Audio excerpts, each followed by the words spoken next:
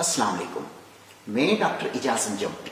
आज की ये वीडियो बहुत ही इम्पोर्टेंट है क्योंकि इस वीडियो में मैंने अमेरिका के एक मशहूर एंड्रोलॉजिस्ट डॉक्टर ज़ीवोस से इंटरव्यू किया है और उनसे पूछा है कि ये जो स्टेम सेल की ट्रीटमेंट हो रही है पाकिस्तान में, सरगोदा में और लाहौर में, इस ट्रीटमेंट के बारे में आपका क्या ख्याल है।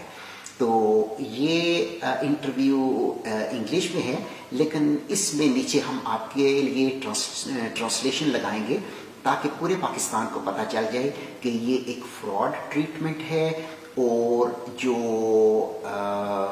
इदारे हैं, ऑथेंटिक इदारे हैं एंड्रोलॉजी के और रिसर्च के, वो इस ट्रीटमेंट के बारे में क्या कहते हैं।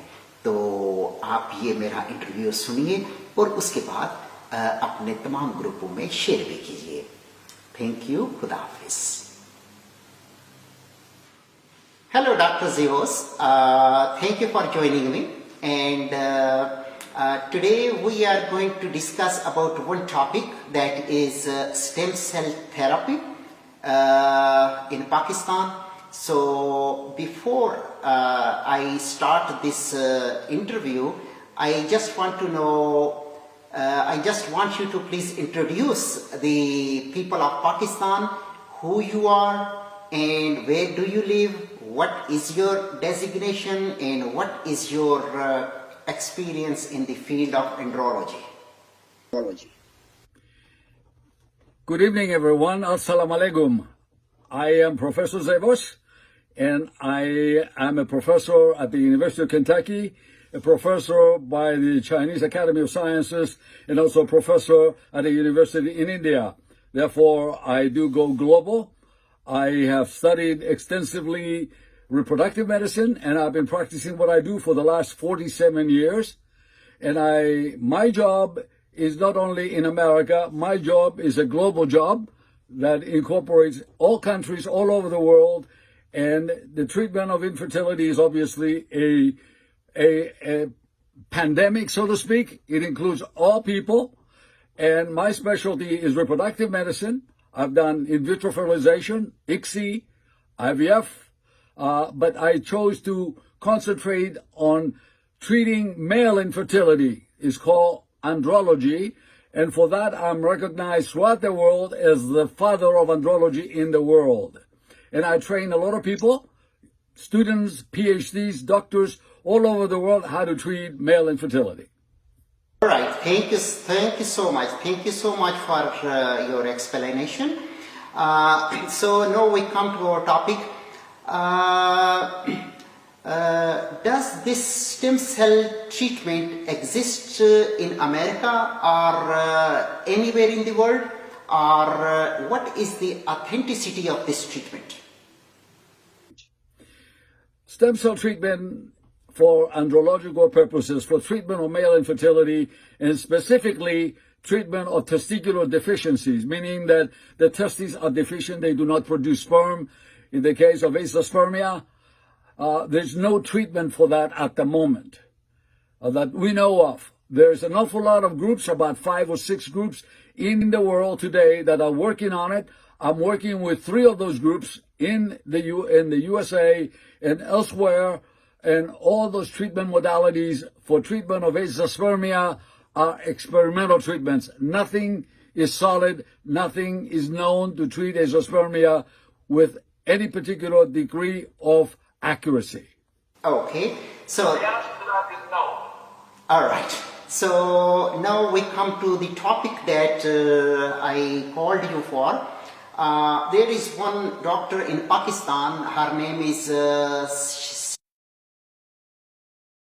She operates 2 clinics in Lahore and Sargodha, and she have been doing this one for the stem cell therapy for about a few years, and she claims that she has produced the world's first stem cell baby. What is your take on that? Well, I am very familiar with Sajida Shawawaz. I have visited both of her clinics in Sargodha and in Lahore. I have tried to explain to her the modalities of treatment of male infertility. She's not a male infertility treatment doctor. She's a gynecologist, an obstetrician. She never studied andrology. She never studied the treatment of male infertility, and therefore she lacks the criteria. She lacks the expertise and the credentials to be treating male infertility. Okay? Therefore, I find it a little bit awkward that she is getting involved in the treatment of male infertility where she has no training. She has no credentials. Nobody credentialed her like she is credentialed normally to do obstetricians and gynecology.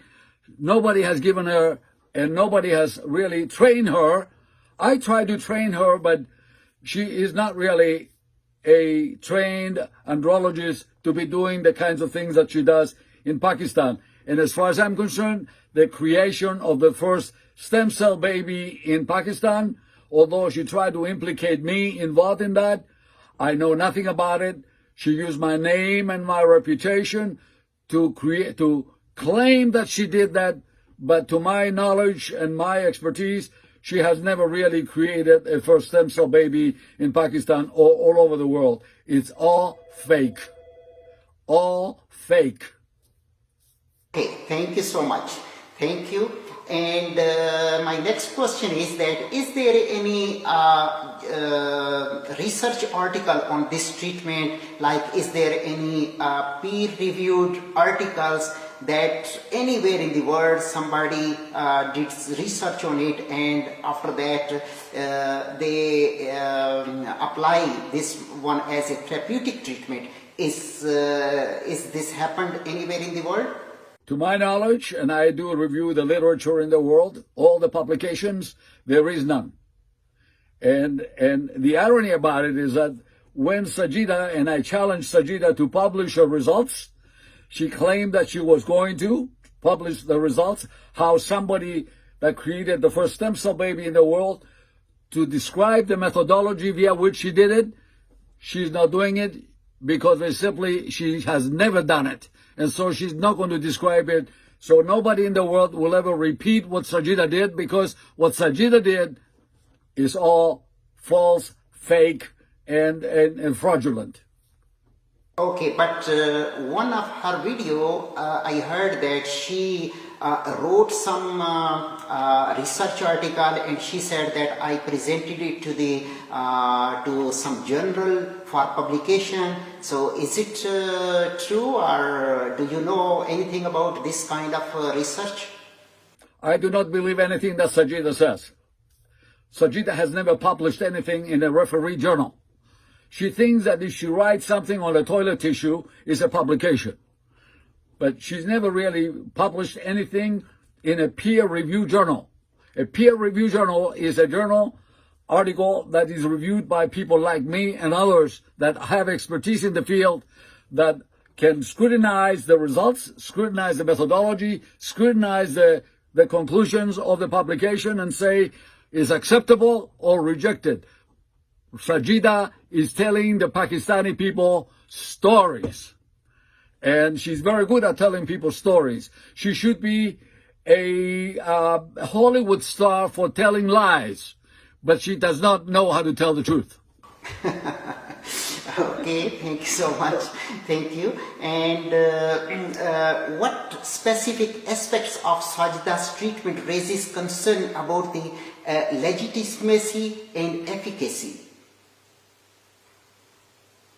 Well, like I described her for you so far, Sajida is trying to use my name and my reputation to write on that and tell the Pakistani people that she is the student of Professor Zavos.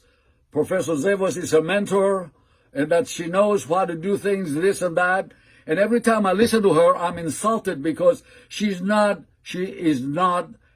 has no expertise whatsoever in male reproductive medicine.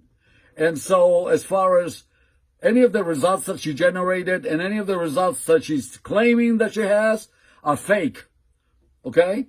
And I know how she's doing things. She extracts sperm cells from somebody's testes and telling them that they have no sperm. And then she claims that she's treating them with stem cells. Then she uses the sperm that she recovers from the testes to do IVF ICSI, and then she claims that those babies are stem cell babies. This is fake. This is fraudulent. This is criminal. And I think that the law in Pakistan should prosecute somebody like that, that tells the Pakistani people, all 250 million people in Pakistan, lies and nothing else. All right. So, is there any adverse effect of this treatment if it is a fake treatment? That what we know.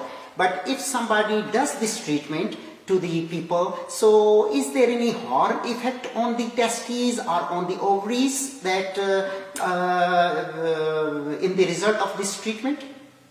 But of course, there's always a risk involved. That's why any protocols that have been used so far, for instance, in Turkey, they get the Turkish FDA approval, and the FDA approval board that has approved those protocols are doctors that are looking at the total picture of the situation, and then they approve a protocol like that. When you put unknowingly in the blind stem cells in the testes or the ovaries or any other organs in the body, you're running the risk of generating side effects that you do not know what they're going to be. There is speculation, and I need to emphasize this, that there is evidence and speculation at the same time that indicates that putting stem cells in ovaries and testes of people that you do not know what their tissues are like could create testicular cancer or ovarian cancer, because the stem cells have the ability to proliferate and become any other cell that you can imagine. And why not become cancer cells? And that is the risk that I'm talking about here. Very, very dangerous. Thank you so much for all this answer to the questions. So my last question is that being an American physician and father of andrologists, what suggestions would you like to give to the law enforcement institutions of Pakistan regarding this physician and this treatment? It's very simple to me. Anybody that practices medicine and does not obey the rules of the game and really treats their patients as experimental animals, guinea pigs, as we say, it's a crime in any country that you go to. It should really include Pakistan. Why people, the Pakistani people, are treated like guinea pigs in Pakistan, and the government of Pakistan allows the people in Pakistan to be treated as guinea pigs, experimental animals, by Sajida. It should be looked upon by the law, and it should be prosecuted as it may be necessary. All right. Thank you so much for your time and your previous answers to the nation, the entire nation of Pakistan. And I will forward this video to the whole country so the country know what is going on in Pakistan and what this lady doctor is doing with the people of Pakistan. And then we will hope that the law enforcement agencies and law enforcement institutions and the government institutions will take action against her and to give relief to the general public who do not know anything about this treatment. Thank you so much and have a good night. And I wish you all the best. Thank you. Shukriya.